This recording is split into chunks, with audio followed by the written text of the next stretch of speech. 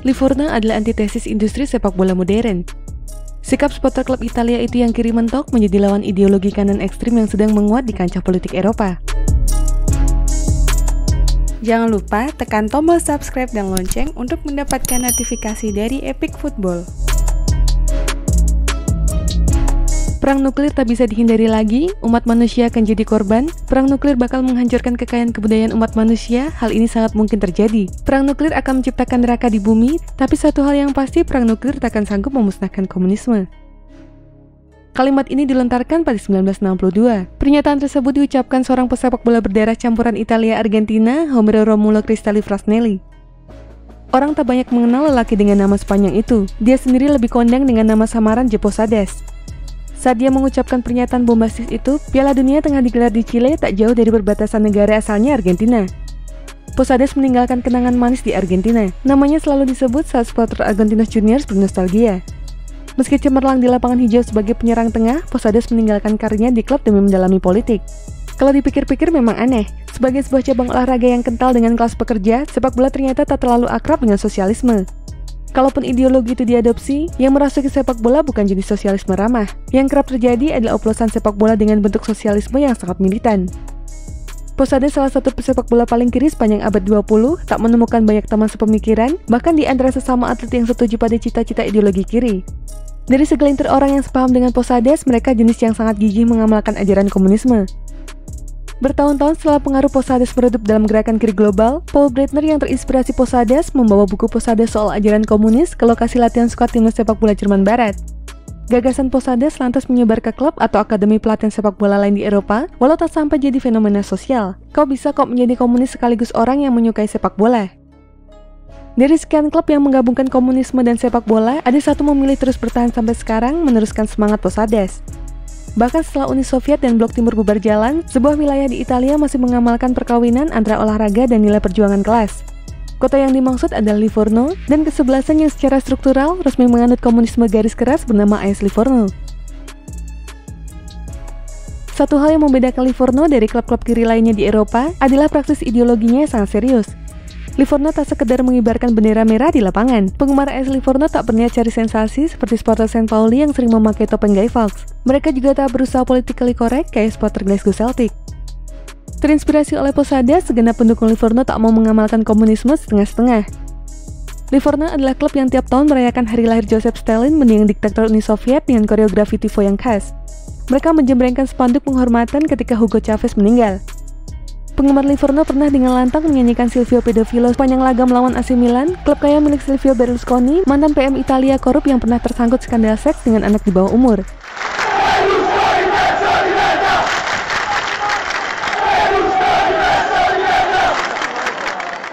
Hanya di kandang Livorno pula, kalian selalu mendengar lagu Bella Ciao yang liriknya adalah komitmen melawan ketidakadilan penguasa dan bourgeois berkumandang sebelum peluit memulai pertandingan.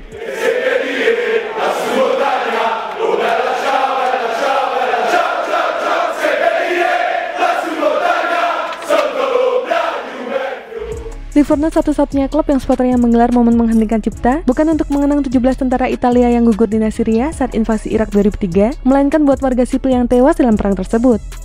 Klub dan supporter Livorno membenci perang dan nalar imperialisme yang melatari invasi barat ke Irak. Kenapa supporter Livorno mempertahankan ideologi komunis? Padahal Italia di masa sekarang dikenal sebagai negara yang penduduknya tertarik populisme, fasisme, dan ideologi anti-imigran. Untuk memahami politisasi di kancah sepak bola Italia, kita harus menengok jauh ke belakang. Tepatnya sejak abad ke-15 ketika Wangsa Medici yang menguasai kawasan Florence mengubah Livorno jadi kota pelabuhan kosmopolit. Orang dari latar belakang agama, kelas sosial, dan ras disambut terbuka di kota itu. Livorno menjadi salah satu kawasan di Italia yang percaya pada nilai-nilai kebersamaan, egalitarianisme, dan kesetaraan. Prakondisi itu membuka ruang bagi perkembangan konsep sosialis dan pada akhirnya komunis saat Partai Komunis pertama Italia didirikan pada 1921 oleh Antonio Gramsci dan Amadeo Bodega di Livorno. Satu dekade kemudian, fasisme menguasai Italia. Rezim Benito Mussolini menyeret bangsa pencipta pizza itu ke perang demi perang. Italia kalah dalam Perang Dunia Kedua, tapi komunisme terus ditekan. Partai konservatif masih menguasai Italia pasca 1945 dan menekan aspirasi gerakan kiri. Penduduk Livorno yang amat berkomitmen pada nilai-nilai kesetaraan dan perjuangan kelas menyalurkan rasa frustasi itu lewat simbol yang bisa mereka dukung bersama lewat tribun sepak bola. Bisa dibilang Livorno adalah Posadas versi klub sepak bola, gigih, berkomitmen, dan kepala batu. Posadas sendiri adalah tokoh komunis yang romantik. Dia terjun langsung dalam revolusi Kuba dan membantu pembentukan rezim komunis di negara tetangga Amerika Serikat itu. Posadas termasuk yang percaya perang dingin adalah perang suci yang harus dimenangkan. Komunisme di masa itu sedang dalam puncak kepercayaan dirinya. Penganut komunisme dekade 50-an seakan berdakwah layaknya orang kulit putih Eropa yang menyebar agama Kristen ke berbagai wilayah jajahan berabad-abad sebelumnya. Misionaris Kristen dan komunis sayangnya sama-sama tak segan bertindak brutal dalam mewujudkan apa yang mereka percayai. Italia sayangnya punya takdir berbeda dari Kuba. Pada dekade 60-an, gerakan anti-komunis berjuluk Operation Gladio menggalang kudeta senyap, memaksa sejumlah menteri sosialis di Italia mundur dari jabatannya. Insiden itu membuat gerakan kiri di Italia mengkonsolidasikan diri mereka jadi sangat militan. Sebagai supporter sepak bola berideologi kiri yang bermimpi bisa mendirikan rezim mirip Kuba di Eropa, terinspirasi manifesto Posadas harus menghadapi realita pahit.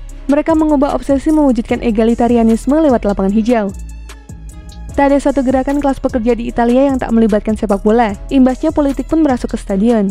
Begitu Brigate Rosse, sebuah organisasi paramiliter Marxis, menggelar sejumlah aksi teror di Italia, kelompok ultras pendukung garis keras sebuah klub yang biasanya fasis segera merespon langkah mereka.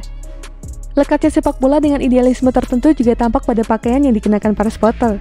Jika supporter sepak bola berhaluan kanan ekstrim biasa memakai kaos hitam dan jaket bomber, maka supporter Livorno mengadopsi seragam Vitchong dan Shining Pad.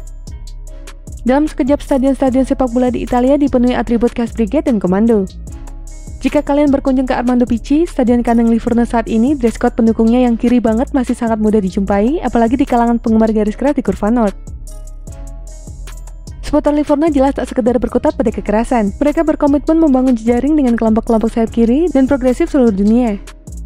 Ultras Livorno mendukung gerakan separatis Irlandia Utara atau IRA, gerakan kemerdekaan Palestina, terlibat aktif dalam proses pemulihan pasca gempa Haiti yang dipimpin rezim sosialis dengan mengumpulkan sumbangan di stadion. Salah satu kelompok supporter terbesar Livorno, Brigade Autonom Livornes atau BAL, turut menjalin kerjasama dengan supporter klub lain yang mendukung cita-cita kiri serta antifasis. Dua di antaranya adalah AEK Athens dan Olympique Marseille. Banyak klub di Italia juga mendapat dukungan kelompok sayap kiri, namun kebanyakan dukungan tak bersifat ideologis. Tak ada misalnya dukungan kelompok kiri segamblang Livorno bisa kita jumpai di AS Roma. Padahal dulu AS Roma pernah dikuasai kelompok kiri saat rival sekotanya Lazio sedang fasis-fasisnya. Pada dekade 80-an, tatanan masyarakat Italia berubah dan sepak bola kembali terseret di dalamnya.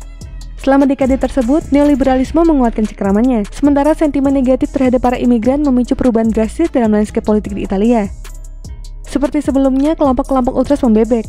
Gaya berdandan ala Komando dan Brigade segera dianggap ketinggalan zaman, dan estetika banyak kelompok ultras kini berkiblat ke Inggris. Tren macam itu tak pernah terjadi di Livorno. Salah satu alasan kenapa supporter Livorno setia pada komunisme, karena sejak awal ideologi itu menjadi dasar kebijakan dan pengelolaan klub. Simbol kepalan tangan kiri khas sosialisme adalah wujud kebanggaan orang-orang Livorno. Tak heran bila simbol pencampuran sepak bola dan ide-ide politik kiri di Italia adalah Cristiano Lucarelli. Striker legendaris itu rela bayarannya dipotong agar bisa tetap bermain di Livorno, sembari mempraktikkan idealisme kirinya yang ekstrim. Semasa masih menjadi striker, Lucarelli dikenal sebagai perwujudan seorang ultras yang bermain di lapangan. Dia ultra sayap kiri yang tidak sekedar mendukung klub di bangku stadion, tapi sekaligus menjebol gawang lawan. Total Lucarelli mencetak 102 gol sepanjang karirnya untuk Livorno.